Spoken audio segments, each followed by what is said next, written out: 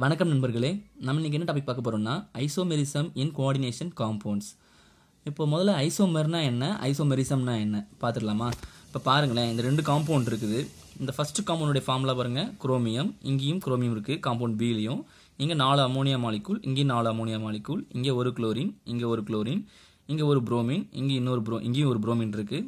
இங்கே ஒரு nitro group இருக்குது, இங்கேயும் நைட்ரோ குரூப் இருக்குது. அப்போ காம்பவுண்ட் ஏவிலையும் காம்பவுண்ட் பிலையும் ஒரு விஷயம் காமனாக இருக்குது. என்ன காமனாக இருக்குது? அதனுடைய மாலிகுலர் ஃபார்முலா பாருங்களேன், ஒரே மாதிரி தான். இதுதான் ஜென்ரல் மாலிகுலர் ஃபார்முலா. எதுக்கு? காம்பவுண்ட் ஏவுக்கும் சரி, காம்பவுண்ட் பிக்கும் சரி. சரிங்களா? அப்போ both of them having the same molecular formula. சரி, மாலிகுலர் ஃபார்முலா ஒரே மாதிரி இருக்குது. ஆனால் நீங்கள் காம்பவுண்ட் ஏனுடைய ஃபிசிக்கல் ப்ராப்பர்ட்டிஸையும் கெமிக்கல் ப்ராப்பர்ட்டிஸையும் காம்பவுண்ட் பியினுடைய ஃபிசிக்கல் அண்ட் கெமிக்கல் ப்ராப்பர்ட்டிஸோட கம்பேர் பண்ணி பார்த்தீங்கன்னா ஒரே மாதிரி இருக்காது, வேற வேற மாதிரி இருக்கும். சரிங்களா? அது ஏன் அப்படின்னு பார்த்தோம்னா, இங்கே பாருங்க, the compounds are having the same molecular formula but both are having the different and physical and chemical properties due to என்ன ரீசன் பார்த்தோம்னா different arrangement of ligands around the central metal atom. அப்போ central metal ஆட்டத்தை சுற்றி இருக்கக்கூடிய லிகாண்ட்ஸுடைய arrangement differ ஆகிறதுனால தான் compound ஏவுக்கும் compound பிவுக்கும் ஒரே formula இருந்தாலுமே அதனுடைய ப்ராப்பர்ட்டிஸ் எல்லாமே வேற வேற மாதிரி இருக்குது. என்ன சொல்றீங்க? எப்படி டிஃபரெண்ட் அரேஞ்ச் ஆயிருக்குது?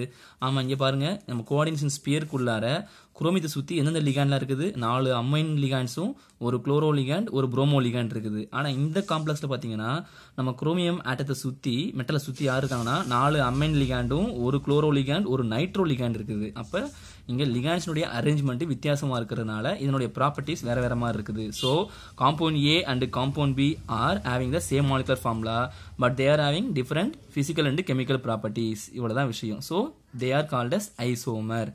இப்போ ஐசோமருக்கு நம்ம ரியல் லைஃப் எக்ஸாம்பிள் பார்த்தோம்னா நிறைய வீட்டில் பார்த்தோம்னா ட்வின்ஸ் பார்த்துருப்பீங்க, இரட்டை சகோதரர்கள் இல்லைன்னா இரட்டை சகோதரிகள் பார்த்துருப்பீங்க. சரிங்களா? அப்போ 2 பேர் இருப்பாங்க, அண்ணன் தம்பி இருக்கலாம், இல்லைனா அக்கா தங்கச்சியாக இருக்கலாம். அப்போ அவங்க பார்த்தோம்னு வச்சுக்கோங்களேன், பார்க்க அப்பியரன்ஸ் வந்து ஒரே மாதிரி தெரியும், அவங்களுடைய உருவ ஒற்றுமை ஒரே மாதிரி இருக்கும். ஆனால் அவங்களுடைய பழக்க வழக்கங்கள் வேற மாதிரி இருக்கலாம். ஒருத்தவங்க வந்து இடது கை பழக்க உள்ளவங்களா இருப்பாங்க, இன்னொருத்தவங்க பார்த்தோம்னா வலது கை பழக்க உள்ளவங்களா இருப்பாங்க. ஆனால் பார்க்கறதுக்கு ஒரே மாதிரி இருப்பாங்க. ஸோ அந்த மாதிரி கம்பேர் பண்ணிக்கலாம். அப்போ நமக்கு தேவையான என்ன, 2 காம்பவுண்ட் இருக்குது, ரெண்டுடைய ப்ராப்பர்ட்டிஸும் வேற வேற, ஆனால் அதனுடைய மாலிகுலர் ஃபார்முலா சேமா இருக்கும். இப்படி இருந்ததுன்னா அந்த காம்பவுண்ட்ஸ்க்கு பேரு ஐசோமர்ஸ் அப்படின்னு சொல்லுவோம்.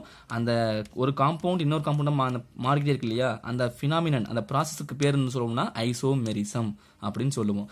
இந்த ஐசோமெரிசத்தை என்ன செய்றாங்கன்னா நமக்கு வந்து 2 கிளாசிஃபை பண்றாங்க, மேஜர் டைப்பா. சரிங்களா? அப்ப majorly isomerism is classified into 2 types. One is structural isomerism, another one is stereo isomerism. Stereo ஐசோமெரிசத்துக்கு இன்னொரு பேர் இருக்குது, ஸ்பேஸ் ஐசோமெரிசம் சொல்லலாம். அதே மாதிரி ஸ்ட்ரக்சரல் ஐசோமெரிசத்துக்கு நமக்கு இன்னொரு பேர் சொல்லுவோம், பின்னாடி சொல்லுவோம், பார்த்துக்கலாம். ஓகே, இப்போ ஸ்ட்ரக்சரல் ஐசோமெரிசத்துல ஃபர்ஸ்ட் பார்க்க போறோம். ஓகேங்களா? Structural isomerism. ஸ்ட்ரக்சரல் ஐசோமெரிசம்னா எப்படி இருக்கும்? இங்கேயும் அதே மாதிரி தாங்க. நம்மளுடைய கோஆர்டினேஷன் காம்ப்ளெக்ஸ்க்கு சப்போஸ் நீங்கள் 2 காம்ப்ளெக்ஸ் இருக்குன்னு வச்சுக்கோங்களேன், அந்த 2 காம்ப்ளெக்ஸ்க்கும் சேம் ஃபார்முலா இருக்கணும். அதே மாதிரி அதனுடைய அந்த லிகாண்ட்ஸ் வந்து மெட்டல் கூட கனெக்ட் ஆகக்கூடிய அந்த கனெக்ஷன் இருக்கு இல்லையா, அது வந்து டிஃபரெண்டாக இருக்கணும். அப்போ டிஃபரெண்ட் கனெக்ஷன் அமாங் தேர் கான்ஸ்டியூவன்ட் ஆட்டம். அது என்ன சார் கான்ஸ்டியூவன்ட் ஆட்டம்னா? வேற கிடையாது, நம்ம லிகாண்ட்ஸ் போய் அரேஞ்ச் ஆகுது இல்லையா, அதான் சொல்கிறோம், வேற ஒன்றும் கிடையாது. அப்போ சேம் மாலிகுலர் ஃபார்முலா இருக்கணும், டிஃபரெண்ட் கனெக்ஷன் அமாங் தேர் கான்ஸ்டியூவன்ட் ஆட்டம்ஸ். அப்படி இருந்ததுன்னா அந்த காம்பவுண்ட், அந்த 2 காம்பவுண்ட் பேர் சொல்றாங்க ஸ்ட்ரக்சரல் ஐசோமர்ஸ் அப்படின்னு சொல்லுவோம். அந்த பினாமினனுக்கு பேரு ஸ்ட்ரக்சரல் ஐசோமெரிசம். இதுக்கு இன்னொரு பேருன்னு சொன்ன அவருக்கா, என்ன பேரு? Constitutional isomerism. ஓகேங்களா? அப்போ என்னுடைய கான்ஸ்டியூவன்ட் ஆட்டத்தினுடைய கனெக்ஷன்ல டிஃபர் ஆகிறதுனால இந்த ஐசோமர்ஸ் ஃபார்ம் ஆகுது. ஸோ இதனால இதுக்கு இன்னொரு பேருன்னு சொல்றாங்க கான்ஸ்டிடியூஷனல் ஐசோமெரிசம் அப்படின்னு சொல்றாங்க. சரி சார், அது எப்படி சார் டிஃபரெண்டா கனெக்ட் ஆகுது அப்படின்னு பார்க்கலாமா? பார்க்கலாம். இப்போ நீங்க பாருங்க, இது ஒரு காம்ப்ளெக்ஸ், இது ஒரு காம்ப்ளெக்ஸ். சரிங்களா? இங்கேயும் பாருங்க மெட்டல் எம்னு இருக்குது. இப்போ பிங்க் கலர்ல ஒரு லிகாண்ட் இருக்குது, இங்கேயும் ரெட் கலர் லிகாண்ட் இருக்குது, ஆரஞ்சு கலர் லிகாண்ட் இருக்குது, அப்புறம் கிரீன் கலர் லிகாண்ட் இருக்குது, அப்புறம் வயலட் கலர் லிகாண்ட் இருக்குது, ஸ்கை ப்ளூ கலர் லிகாண்ட் இருக்குது. சரிங்களா? அப்போ ரெண்டுலையுமே சேம் டைப் ஆஃப் ஆட்டம்ஸ் தான் இருக்குது, அதாவது சேம் டைப் ஆஃப் லிகாண்ட் தான் இருக்குது. ஓகேங்களா? அப்போ இது வேற ஐசோமர், இது வேற ஐசோமர். நான் என்ன சொன்னோம், அந்த கான்ஸ்டியூவல் ஆட்டம்ஸ் அரேஞ்ச் ஆகிற அந்த வேர் என்ன ஆகுது, டிஃபர் ஆகுதுன்னு சொன்னேன்.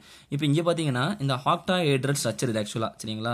நான் பின்னாடி சொல்லுவேன், ஆக்டாஹெட்ரல் ஸ்ட்ரக்சர்னு சொல்லுவேன் நான். இப்போ பார்த்தீங்கன்னா அந்த ஸ்ட்ரக்சரை பார்த்தீங்கன்னா இங்கே மேல் நோக்கி யார் இருக்கிறது, வயலட் கலர் இருக்குது. ஆனால் இங்கே எப்படி இருக்குது, இங்கே இந்த கிராஸ்ல இருக்குது. அதாவது நம்ம இப்படி இமேஜினா ஒரு லைன் வரைவோம், சுற்றி இந்த மாதிரி வரைவோம். சரிங்களா? இந்த மாதிரி வரைஞ்சிருவோம். ரைட்டு. இப்போது இந்த 4 இருக்கு இல்லையா, இந்த 4 லிகேண்டும் ப்ளஸ் மெட்டல் எப்படி இருக்கும், நம்முடைய பேப்பர் அந்த பிளேன்லேயே இருக்கும். இந்த வயலட் கலர் என்ன செய்யும், இந்த மாதிரி பேப்பருக்கு பெர்பெண்டிகுலராக இருக்கும், அதாவது செங்குத்தா மேல் நோக்கி இருக்கும், ரைட் ஆங்கிள் இருக்கும். சரிங்களா? இந்த ஆரஞ்சு கலர் இருக்கு இல்லையா, அது என்ன செய்யணும்னா பேப்பருக்கு கீழ் நோக்கி இருக்கும், அதாவது ரெண்டுமே பிளேனில் இருக்காது, நான் பிளேனார் லிகாண்ட்ஸ். ஓகேங்களா? அதே மாதிரி இங்கே பார்த்தோன்னா இது 2 நான் பிளேனார் லிகாண்ட்ஸ், இந்த 4மே என்னது பிளேனர் லிகாண்ட்ஸ், ஒரே பிளேன்லேயே இருக்கும். இப்போ நம்ம தெரிஞ்சிருச்சு பார்த்தீங்களா? அப்போ அதோட டேரக்ஷன் என்ன செய்யுது, மாறுது. அப்போ என்ன அர்த்தம், கனெக்ட் ஆகக்கூடிய அந்த கான்ஸ்டிடியூஷனல் ஆட்டம் இங்கே எப்படி இருக்குது, இதே பிங்க் கலர் தான் இங்கே இது பிளேனரில் இருக்குது, ஆனால் இங்கே எப்படி இருக்குது, நான் பிளேனர் டைரக்ஷனில் இருக்குது. ஓகேங்களா? அதாவது ஆக்டாஹெட்ரலில் அந்த ஃபர்ஸ்ட் பொசிஷனுக்கு போயிருது. ஓகே, ஸோ இவ்வளோதான் விஷயங்க. 2 லிகாண்டும், அதாவது மீன்ஸ் 2 காம்ப்ளெக்ஸும் ஒரே மாதிரி தெரிஞ்சாலுமே அதனுடைய அந்த லிகாண்ட்ஸ் கனெக்ட் ஆகக்கூடிய அந்த வே ஆஃப் அப்ரோச் வேற மாதிரி இருக்குது.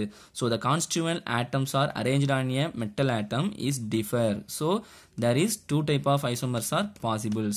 Okay, so these isomers are called as constitutional isomers அப்படின்னு சொல்றோம். இதுக்கு நம்ம இன்னொரு பேர் என்ன சொன்னோம், ஜென்ரலாவே ஸ்ட்ரக்சரல் ஐசோமெரிசம். ஏன்னா என்னோட ஸ்ட்ரக்சரல்லே என்ன செய்யுது, வந்து சேஞ்ச் பண்ணி காமிக்குது. ஓகேங்களா? இவ்வளோதான் விஷயங்க, வேற ஒன்றும் கிடையாது. சரி, இப்போ இந்த ஸ்ட்ரக்சரல் ஐசோமெரிசத்துக்கும் பார்த்தோன்னா சில டைப்ஸ் இருக்குது.